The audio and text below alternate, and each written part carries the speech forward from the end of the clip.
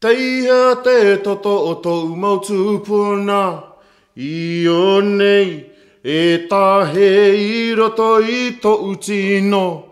Teihea te toto o tou mautupuna, I o nei e tahe I roto I tou tino.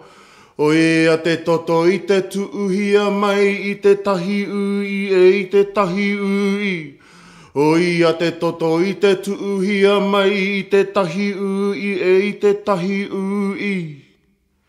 Where is the blood of my ancestors? It is here, flowing within my body. It's blood that was handed down to this generation and to that generation.